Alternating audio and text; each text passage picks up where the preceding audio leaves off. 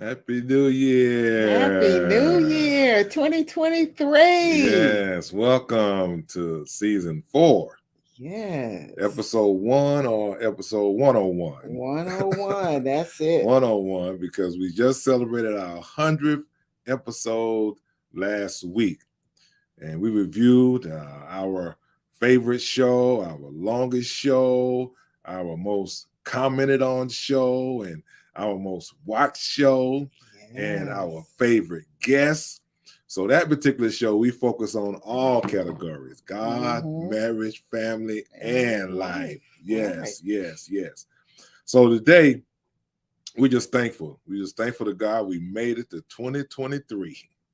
And we pray that everyone had a safe and Merry Christmas, have a happy and prosperous New Year, and enjoyable time watching sports over the holiday. So today we're going to focus on family/life. Family/life. And to mention sports, our topic is why parents encourage their sons to play a sport other than football. So our subtopic. We're going to talk about various sports and the possible dangers of playing other sports in light of this recent football injury of Damar Hamlin, a defensive back for the Buffalo Bills, who went into cardiac arrest after a blow in the chest in the game versus the Cincinnati Bengals on Monday Night Football. But thank God, he was revived twice. Once on the field and once in the hospital, and is currently on the road to recovery. His neurology condition appears to be intact, and he's currently communicating verbally. Playing sports like baseball and basketball can be a dangerous occupation. But football requires players to be violent intentionally to either stop or hurt their opponent. So we are back in this new year, new mindset, and we definitely give thanks to God for all of his blessings. We have heard of so many that just didn't even make it, didn't cross over. That's right. So we are so grateful to be alive, if you can understand that. And so before we go any further, though, we'd like to give a shout out to our fellow podcasters here on BS3 Network. It's about 45, 50 of us. Right. And we are doing this thing, okay? We are doing this thing under the leadership of our son, Ben Sudds-R-Us III. Definitely got to give him kudos.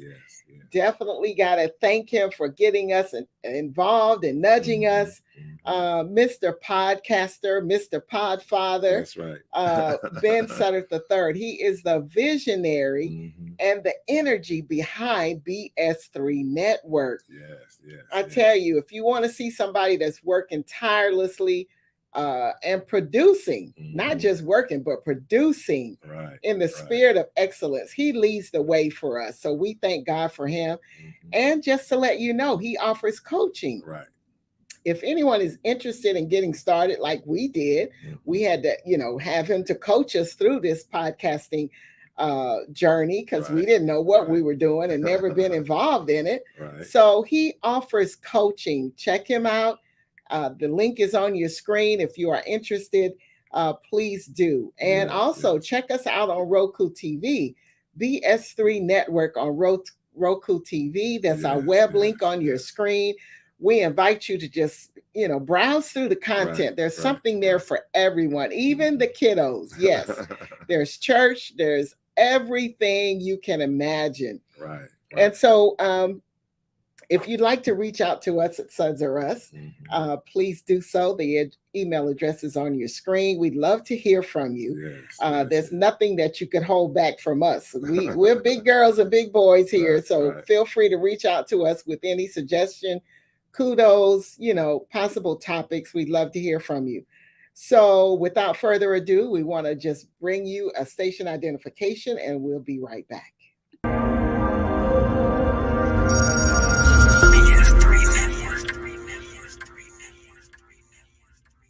BS3 Network, changing the way you watch TV.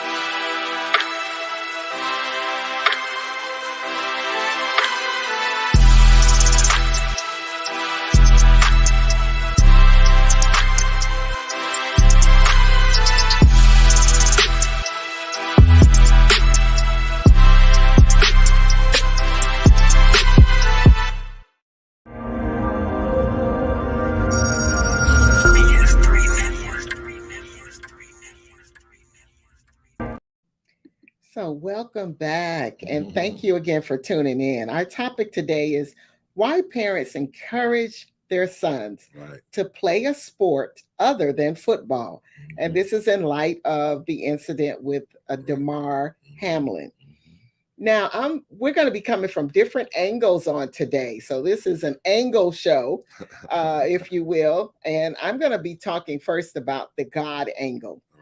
And I want you to see this incident from a godly perspective. Now, we say we put our children in God's hands, but this right here is a little bit different from me. And now it's causing parents, I'm sure, to really question their decision. Or, you know, some of these that are in high school, they're pondering and paying more attention now that they're collegiate. You know, sons are now getting ready for the championship and the possible draft. Now, you know, it's said that we need to look at God in every situation. I believe that God, you can see God in every situation. And so let's see, you know, how we can look at this from a godly perspective. Now, we know that Damar Hamlin is a believer. My husband pointed that out to me, how he has the dark marks under his skin. Normally it's just a straight mark. Well, he's made crosses out of that. And I can appreciate that. Not ashamed of the gospel of Jesus Christ. I love it. And then from another perspective, one of the commentators that I really like, Dan Orlowski, he prayed on nationwide TV. He bowed his head, closed his eyes. Look how God got the glory in all of that. He was not ashamed, afraid, scared. Again, God got magnified. Another opportunity for someone to know that there is a God. And then people are praying all over the world. It takes things like this to activate people's faith and to begin to pray. And so Damar, as you know, was on a respirator, you know, with his breathing tube, but he's improving. And God is being praised in the process. I tell y'all can see God in this. And then Damar has been unable to walk and talk. But he's now improving, and people can see God at work. You know, that's nothing more than a miracle. People are becoming believers. They know that there is a God. And then Damar has been communicating with hospital staff and with his family by writing notes. Again, neurologically, he has not lost anything to be able to do that. And so since then, the breathing tube, you know, that's prevented him from talking, but it didn't stop him from writing. Thank God for that. God just kept all of that intact. And then he writes, did we win? So that means there's no amnesia. There's nothing missing, you know, in his brain, or that he didn't lose any memory. That is a blessing. And so people's faith, like I said, has been increased. If people had a little inkling of doubt that there was a God or that God is able, their faith has been increased. Yes, it has. And then we're remembering what has transpired. Like I said, to be able to write and to be able to remember the things of the recent past, that is a blessing. And now DeMar, look, just the other day, he's FaceTiming his team. Teammates saying, tube is out. The breathing tube is out. And now he can speak. Love you, boys. Love you, boys, is what he said. That's right. And the team responded. I'm sure they just lifted their hands and praising God. I know he ain't the only believer on the team. They standing up and clapping for him, and they see this as a miracle, a blessing. So you know what? You can't tell me that you can't see God in all of this. This is a blessing. Now, from a parent angle. Okay. I'm sorry. We're gonna pause and let him go to the look at the God angle as well. Good afternoon. Thank you, Brian D. Williams. Thank you for tuning in. in. So we talk about this God angle. Yes.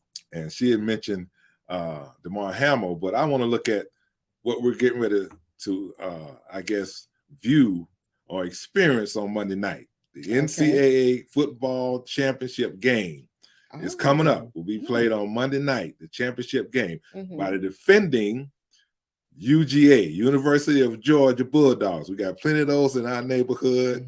There's flags flying everywhere. So they're defending their championship. But UGA, University of Georgia, is a public land grant research university with its main campus in Athens, Georgia. It was founded in 1785.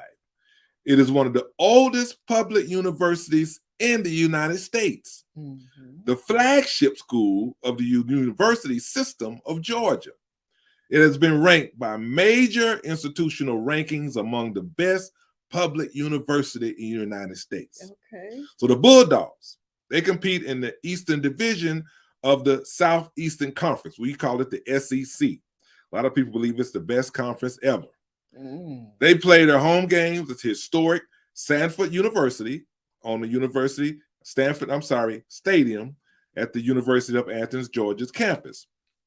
Now, Georgia claims consensus national championships from 1942, 1980, and 2021. So they're defending champions. While the AP and coaches poll have each voted Bulldogs the national champion twice in 1980 and 2021. So Georgia also been named the national champion by at least one polling authority in 4 other seasons, 1920, 1927, 1946, and 1968. So they're playing. And this is where the God angle comes in. Their opponent in this championship game on Monday night is TCU. Now, I always thought TCU stood for Texas Central University.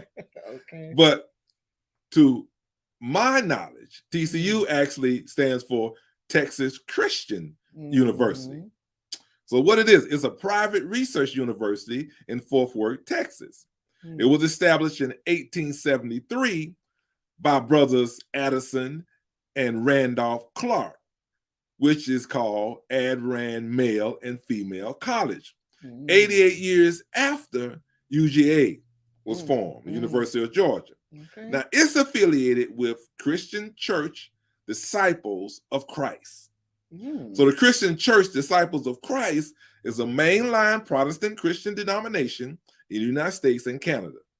The denomination started with the Restoration movement during the Second Great Awakening, first existing during the 19th century as a loose association of churches working together towards Christian unity. Then it slowly formed in quasi-denominational structures through missionary societies, regional associations, and an internal convention. So the pioneers in this movement were seeking to reform the church from within, and they sought the unification of all Christians in a single body patterned after the church of the New Testament. So in 1968, the Disciples of Christ officially adopted a denominational structure at which time a group of churches left and remained non-denominational.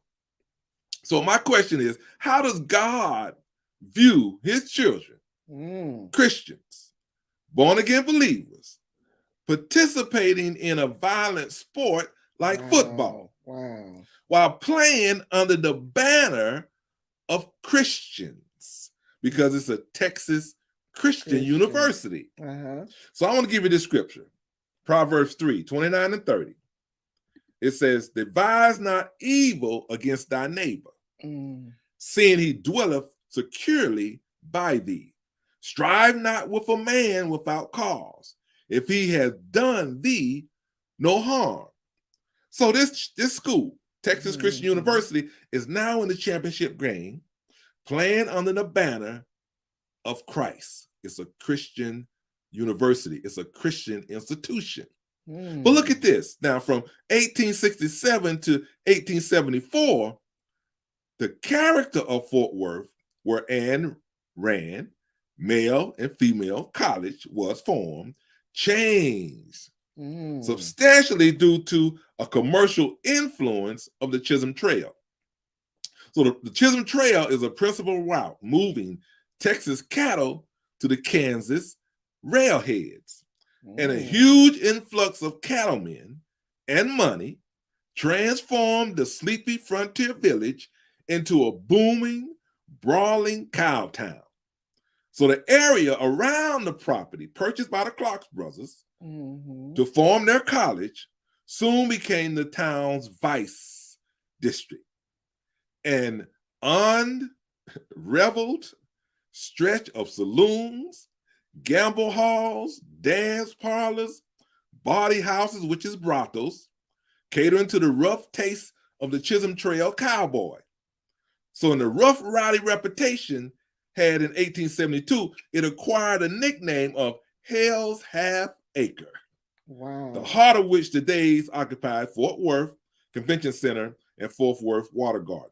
So in 1873, the Clark brothers, because of the transformation of this area around their college, which was Ayn Rand College, male and female college, what they do, they transferred their college, or they rerouted their college to Thorpe Springs, where they founded Ayn Rand Male and Female College. Now, Texas University, or Texas College University, TCU, recognizes 1873 as its founding year, not 1867, as it continued to preserve the original college through the Ayn Rand College of Liberal Arts.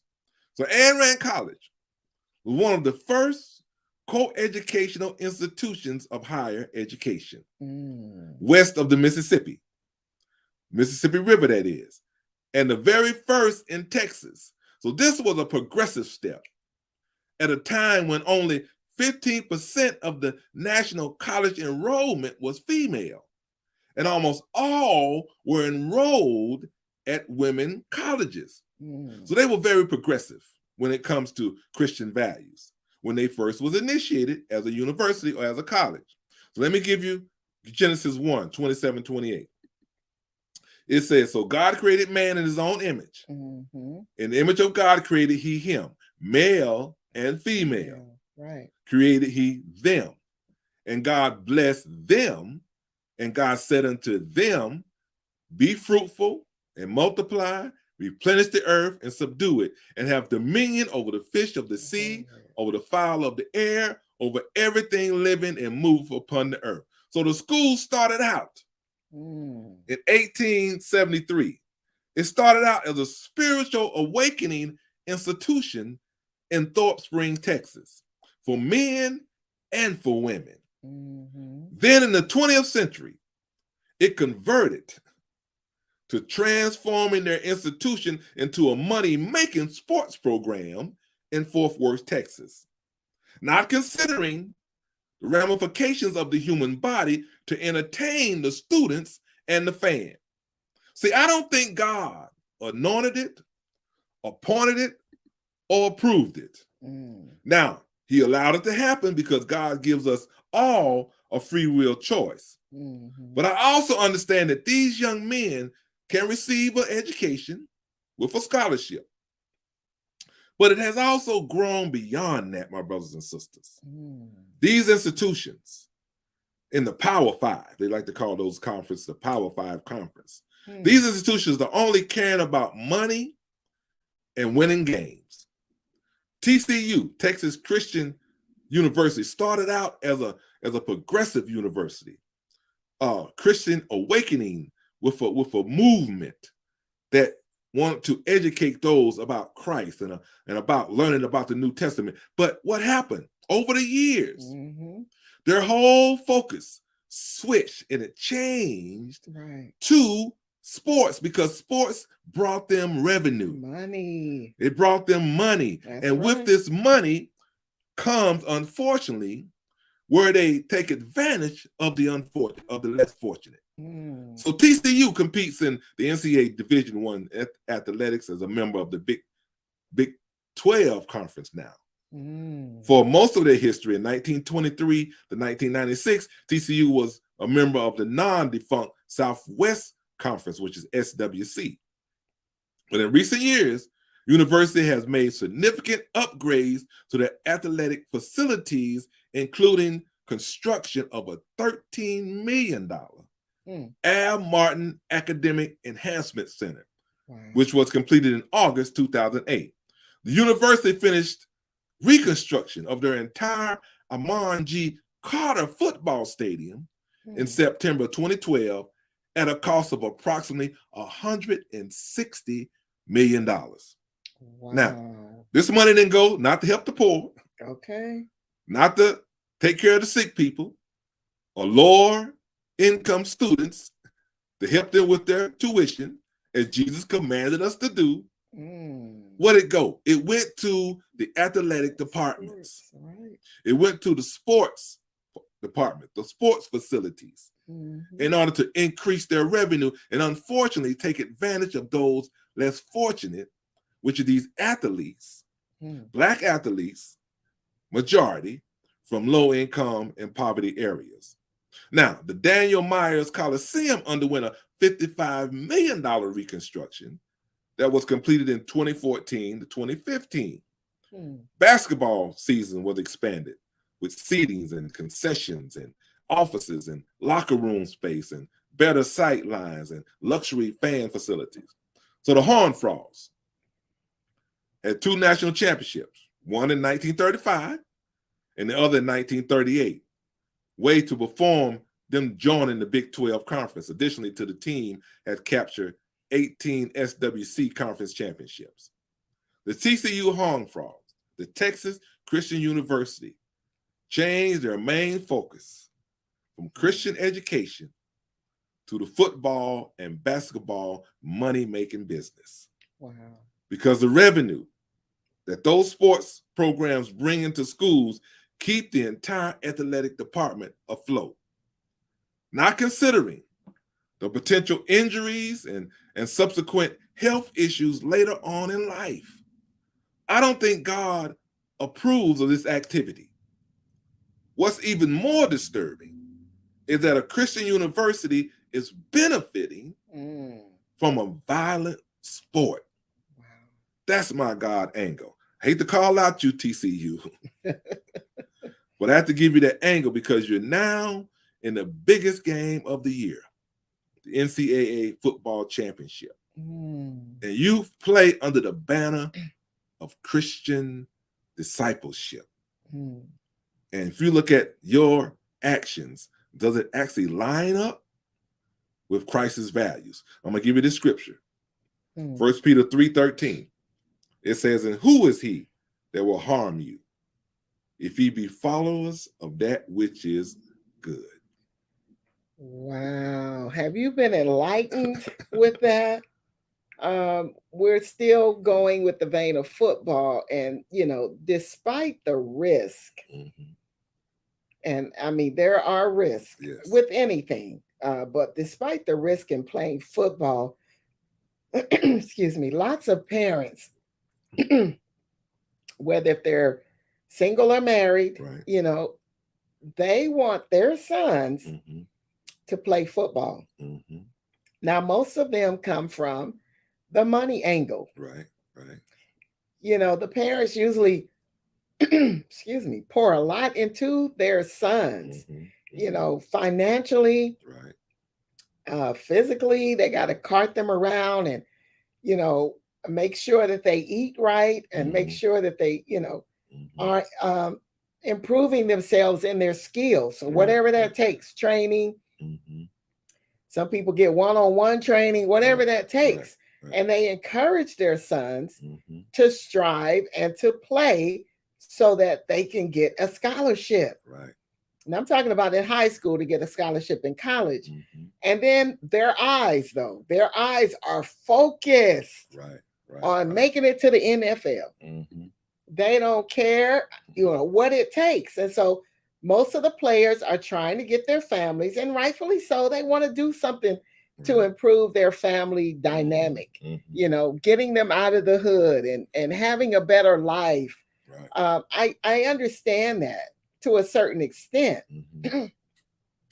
Now, today I was having a conversation with our daughter, Camellia, and she brought up a very interesting point that, even now, parents have their, 5-6-year-olds out playing football. And she's like, is that a Southern thing? And I thought about that. I don't know that much about football. Maybe you guys could chime in and say something about it. But why is that?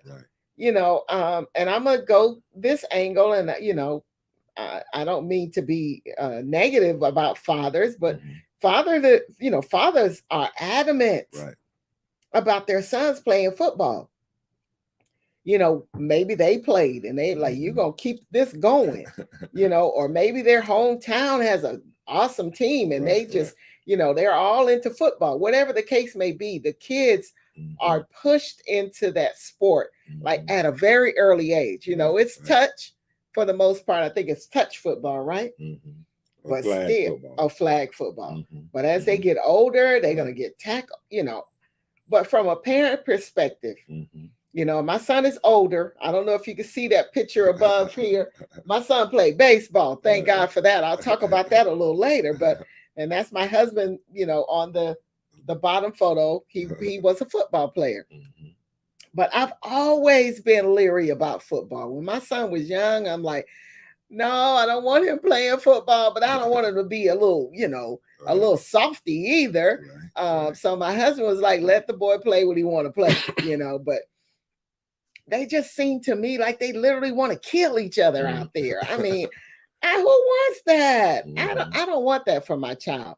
And I would prefer that my children and grandchildren and future generations of Sudders not play the sport.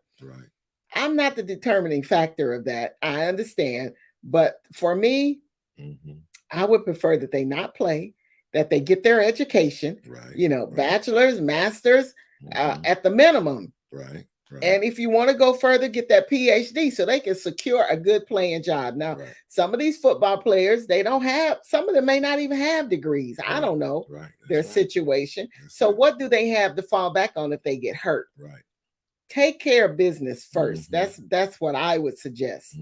And so, do you want to add anything else to that? Well, I just wanted to mention, like you said, growing up, it wasn't an option for me coming from a championship sports town like Hickory, North Carolina, where the Riverview Panthers Untouchables were from. It was expected for all boys to play football, basketball, baseball.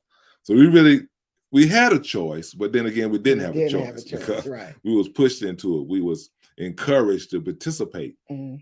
Not thinking about the ramifications of later on being injured, but we all participated in it. And it's interesting that when you look at the dynamic right now of football, a lot of players definitely leave college early. They get drafted early before they actually receive their degree that you mentioned. And some of them, after their football career or professional career, don't have the ability to focus because of the head injuries that they experience, the CTE. The head injury that they experience, it's hard for them to stay focused and go back to school. So yeah, it does have an effect. But growing up, it was hard to I guess turn down the opportunity to say no. to say no.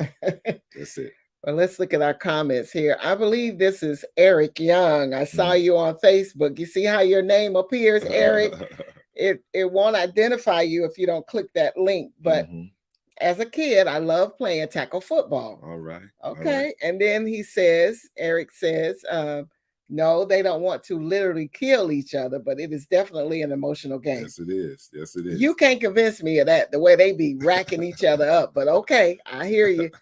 And then he says, I guess college football players should definitely get their education first and foremost. That's right. Exactly. That's right. Exactly.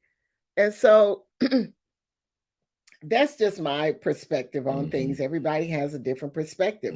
But I want to go into baseball now from a parent perspective. And like I said, our son played t-ball and baseball. Right. I had a pretty good stance, I think, but as a parent, I never understood baseball. I never understood the sport. I could just never, I guess I never took the time to learn either. Right.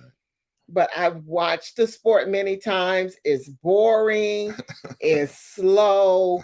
It takes, I say 900 hours. I know it doesn't, but it takes forever. And then at the end of the day, the score is 1-1. Right. Like, really? All this time? Now, for me, I like the World Series now. Once it gets to that point, I like that, and I like the fact that Dusty Baker, he reached that climax in his career. And when I was in California, look, I enjoyed the likes of the sluggers, Barry Bonds and what's his name? Ricky Henderson and Joe Morgan and Dave Stewart. And they were like household names back then. And not to mention the late, great Hank Aaron. Yes, I mean, it's a thrill during that time of the year. But other than that, I just cannot engage in baseball. But again, it could be another dangerous sport. Like I said, they all have some dangers, especially when you see the hitter, or the batter, I should say, getting hit in the head with the ball.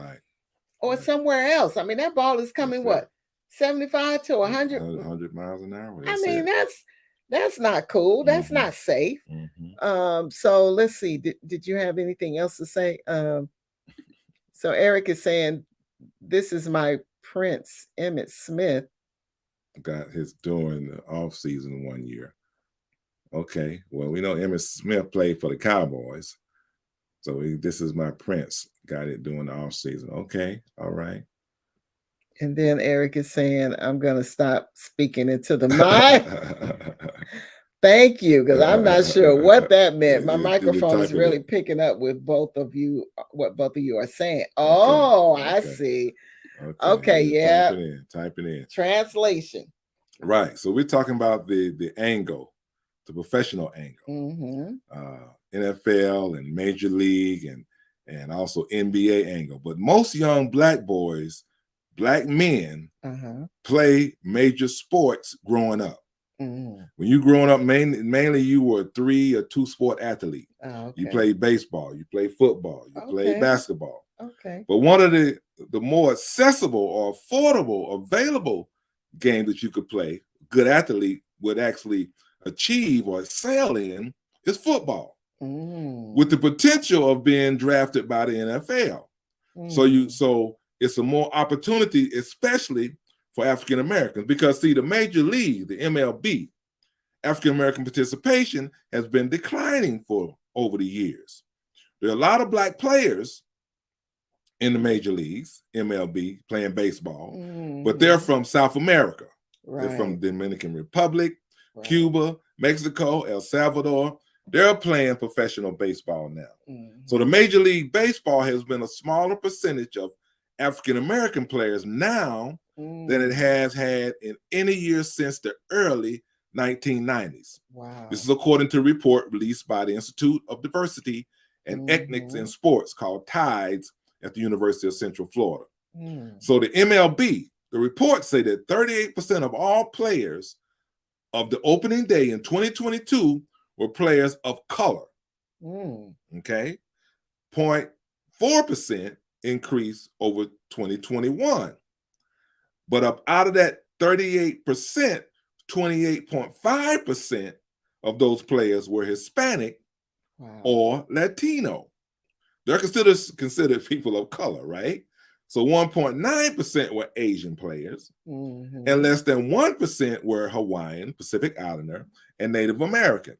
While Black players made up of about 18% of all MLB rosters when Tides, that particular system that did the report, first began accessing the league's demographic data in 1991, African-American players represented only 7.2% of all major league players at the start of the current season.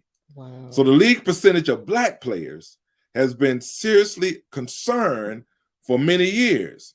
So Major League is what they're doing. They're recruiting more Latin players. And the young Black boys in this country are pursuing other sports because of the slow pace, like Irene just mentioned, and because of the equipment costs, and because of what it costs to play baseball. You got to get a glove, you got to get a bat, you have to get balls, you have to get cleats. So a lot of the equipment cost is higher than playing another sport. Football, you need the football. Right. Basketball, you need the basketball. You can go to the outside court, so you can have a court or goal outside your house. Right. So the composition of race and ethnicity in the National Basketball Association has changed throughout the league's history. The first non-Black player, this is interesting now, the first non-Black player in the NBA was an Asian American called Wat Misaka in 1947. But African Americans entered the league beginning in 1950, according to the racial equality activist Richard Lapchick. The NBA in 2021 was composed of 73.2% Black players, 16.8% white players, 3.1% Latino players of any race, and 0.4% Asian players. There was 6.6% in the players classified as other races. So the league has the highest percentage of Black players of any major professional sport league in the United States and in Canada. Wow. But with the emerging of African-American players in the 1960s, the NBA game has statistically and stylishly begun to change. It was faster and above the rim because Black men can jump. Right. So many leagues, yes, great Black players came from the NBA.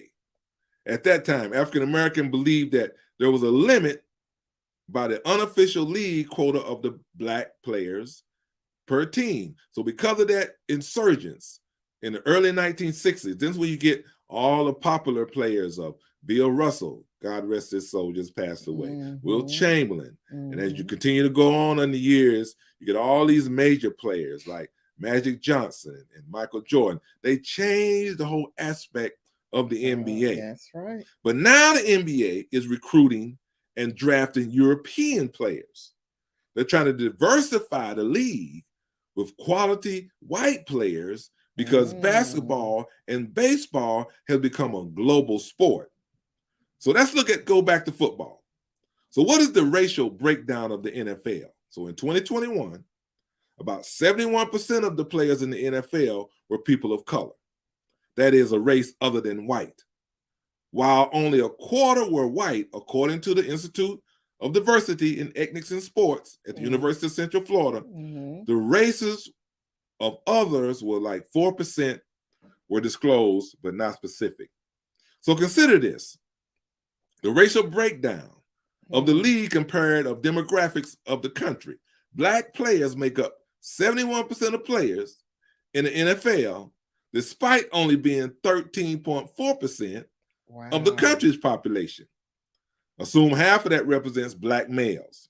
Meanwhile, white players make up 24.9% of the NFL, while comprising of 60.1% of the population. Latino players represent 0.4% of the NFL and 18.5% of the population of the country. Asian players represent 0.1% of the NFL, according to this report, and 5.9% of the population. Yet there's a never prep that needs to be said about the diversity among the lead players. So young black boys, what we're talking about today, they're drawn to football to get themselves and their families out of poverty. Mm-hmm. They also use the contact sport. As Eric mentioned, he loved to play contact and tackle football. What it does, you can take your frustrations out on someone else. But what it does, it leads to injuries and health problems down the road. Yeah. So unfortunately, these big universities and professional teams are taking advantage of the black athletes to enrich themselves. And the two other major professional sports, African-American players are decreasing because now the sports are recruiting from different countries and different continents. But only place that you can play football is in America. And that's the contact sport. I'm not talking about soccer. I'm talking about contact football.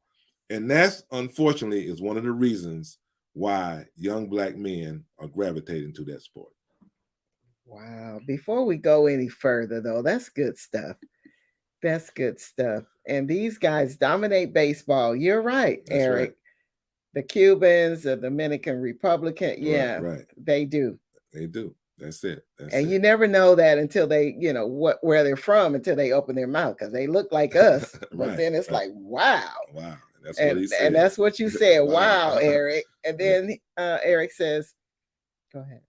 Basketball and football, the top two sports of young black men, yes, what they go for. That's right. Basketball and football. That's right. Yao Ming. That's right. Yao Ming played. He was another one. But you mentioned somebody way back in 1940 something. Yeah. And are you both aware of the impact black players had on the fledgling AFL, which eventually affected the NFL? That's right. Yes. We remember that. Very effective. I'm so glad the NFL stopped using that old AstroTurf. That's what caused a lot of injuries too. Oh, wow. They had to upgrade their turf because they got a lot of complaints. They said it was hard as cement, like playing on cement. That's right. You got a lot of leg injuries and knee injuries and ankle injuries because of that. That's right. Good stuff, Eric. Thank you. Yes, from a different perspective. Now, I'm going to talk about soccer for a minute. Only for a minute because, again, it's one of those sports I don't understand. But interesting enough, our grandchildren were involved in 2 or 3 summers that they did soccer or they played soccer and they enjoyed it. And as a grandparent, I enjoyed their excitement. And I would love to see them continue to master their skills in that area and then that sport. And then maybe I could, kind of up my game on how soccer is played because it's in that arena with baseball. I don't get it. Right around for 1 point. Yeah, and then you all you doing is using your feet to move that ball. It's like, wait, But anyway, they're good, and our granddaughter is even better than the boys, I think. But basketball, back to basketball. Now it's my most favorite sport of them all. You tell me a basketball game is on, babe, I'll stop what I'm doing. I'm sitting in my easy chair and I'm gonna watch that game. That's it. But it's becoming, in my opinion, it's becoming a little bit too rough and brutal. I'm not gonna say it's, it's not as bad as football, but it can be brutal at times. And I would prefer if I had one young enough that he would play, basketball or baseball or soccer, definitely not football, but, there's some intentionality to some of these injuries that you see in basketball. And that's what I don't like about it. I call them dirty players. Everybody knows what that means. And you can identify them because they purposely, and some of them need to go into Hollywood because they purposely, flop and do all this extra stuff as if somebody's hurt them. But then turn around and literally, my favorite player, Steph Curry, they know his ankles are bad. And so they go and aim at his ankles. I mean, come on. Lord, like, why you intentionally hurt this little boy? He ain't no little boy. But this man, I don't get it. But I'm sure a lot of the parents that are believers, that our believers are holding on to this profound promise that's found in Psalm 23, verse number 6. And it says, surely goodness and mercy shall follow me. You know, I know they're saying shall follow my child all the days of my life, and I will dwell in the house of the Lord forever. So what the Lord promises is goodness and mercy. And you know, when that begins to flow, that mercy flows, you know, that's a fountain of protection, a fountain of sustenance. You know, he's sustaining your child on that court, of supplying them, you know, of making sure there's a hedge around them. And I understand how parents can apply that scripture, and that's a blessing. But you know, that's, to be honest, that's what's sustaining Damar Hamlin. That's it. If you want to look at it that way, that's what's sustaining him. The prayers of the righteous, his parents, you know, all that he's poured in with his faith walk. You know, he has determination. He has the youth on his side and being in good shape. Now that's what really blesses him as well. So, you know, parents going to make their own decision. I get it, but I just had to put my parental angle on those sports. I want to go to the media angle. Did you have anything else? Okay. On the media angle, you know, some of the media and the fans said this is a crucial game, you know, in terms of the playoffs leading up to the Super Bowl. Like, how can this happen? They need to figure out how to play this game, not giving thought to this young man that just got carried away to the hospital, that had to be revived twice. So hello, Mr. and Mrs. Media. You know, the money affiliated with this game, with this season, with your job, whatever, with your network, none of that matters when you got someone that's in this condition. That's it. You know, and I love how the one guy, Swagoo, he said, bump the fans. Even the fans were sitting there, forget about them fans. Who cares? Who cares about your feelings, the money you spent on that season ticket? You know, that's your problem now, and that should not really matter. So I know that that's not proper English, but that's what Swagoo said. Bump them fans, you know. And I, you know, I was looking forward to the halftime show. Everybody was. Bootsy Collins and Zap. Baby, we were ready, but none of that mattered. And I'm sure they felt the same way. And so the insensitivity for me was so inappropriate. What Skip Bayless tweeted, what's his name? Shannon. He raked him over the coals. If y'all haven't seen that, you know, and rightfully so. And then this chick, I'm gonna call her a chick because she was so out of line, Susie Colbert, who commented with Booger McFarland, and what's his name, Adam Scheffner. She was so out of touch. So I'm sure they're trying to figure out what they're gonna do next. Very insensitive. And Booger was like, "Look, we're not thinking about football right now." Well, she comes back again with another comment. I think they should really go ahead and think about how they're going to move forward with this game. And you know, at that point, I think as a female, she should have kept quiet, never been on the football field, never been hit or tackled, whatever. But I'm like, these two, well, I know Booger has, right? He can speak from a male perspective that has been out there on that field. So, you know, she was so out of line. And I don't like sensitivity when it's something of this nature. This man's life was on the line, but he was in God's hands. Thank God. Now, from the medical angle, I can really appreciate the good job that the NFL did. My husband said, you know, there may have been, just like on a plane, there are medical professionals. There may have been some medical professionals in the stands.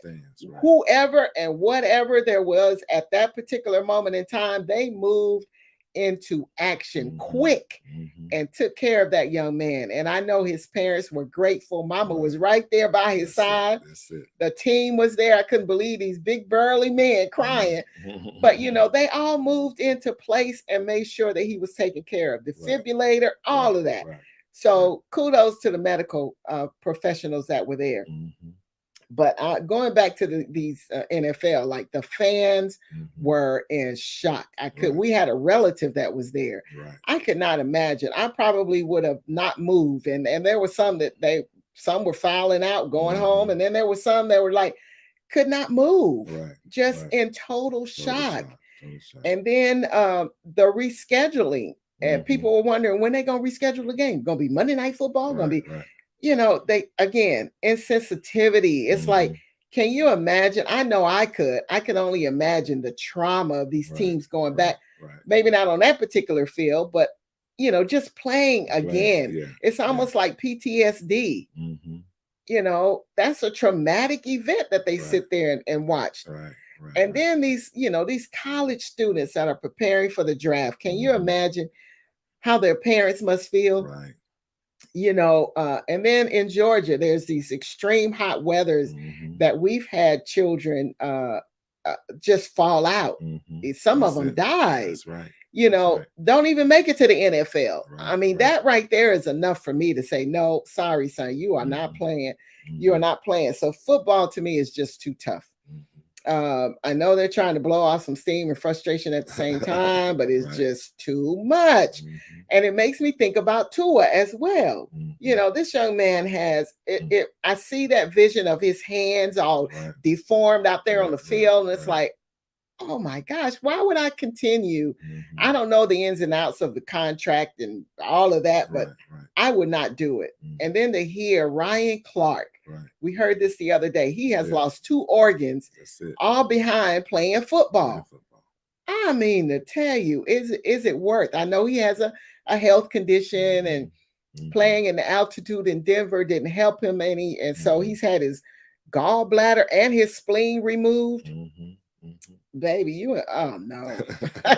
No way, no how would I want anyone to play football. Oh, wait a minute. He has reminds me of a more tragic Chuck Hughes situation back in 1971. Yeah. Wow. And a lot of episodes. Yeah. And then he talks about Shannon Sharp. Okay. Shannon Sharp is one of the best trash talkers in NFL history. Okay. He did not spare Skip not one bit. That's right. At the end of the day, those big burly men are still just little boys. That's right. They have feelings like everyone else. Exactly, Eric. They're human. That's right. Or maybe that wasn't Eric. I apologize. We thank you for tuning in. Right. But they're human, and I can appreciate that. Anybody says men should not cry, you know, right. It's okay. And if you could witness that and not shed a tear, then something is really wrong. That's it. But let's just, as we one last comment before we come to a close. That was me. Okay, I thought so. One last comment before we conclude is just we're so grateful as we somewhat dedicate this show to Damar Hamlin and knowing that there's so many that are praying for him, and we are in that number as well. Yes. For his family, I understand he has a young brother. I don't know if he has any other siblings, but his whole family. Right. Nina and Mario Hamlin, we are praying for you, that God continues to give you strength. So we are just grateful to see God in action in his life. Right. So grateful. Our faith has been increased. Yes, it has. So we thank you for tuning in. We just want to give you some history and statistics, but also some commentary on what we experienced on Monday night. We were all touched. Yes. As to what happened. Never seen it before. And it was something that was very dramatic. Right. And I can imagine what the young men experienced on that field. But we just thank God that we was able to comment and give you some history and some backdrop as to why young Black men do what they do. And unfortunately, the outcome can be serious and fatal, but thank God that the effectual prayers of a righteous man availeth much. Yes. He's still with us. So we're going to close out with this scripture after the final comment. Good to be here again. Thank you. Thank you for so tuning in. So our closing scripture comes from Romans 12, 9 through 10. Romans 12, 9 through 10. And it says, let love be without dissimulation. Abhor that which is evil. Yes. Cleave to that which is good. Mm-hmm. Be kindly affectionate one to another with brotherly love. Yes. In honor, preferring one another. Not slothful in business, fervent in spirit, serving the Lord. Yes. Serving the Lord, rejoicing in hope, patience in tribulation, continuing instant in prayer, distributing to the necessity of saints, giving to hospitality. Yes. God bless you and keep you on this day. Thank you for joining us. Thank you for joining us. Bye-bye. Continue to enjoy your weekend. Bye-bye.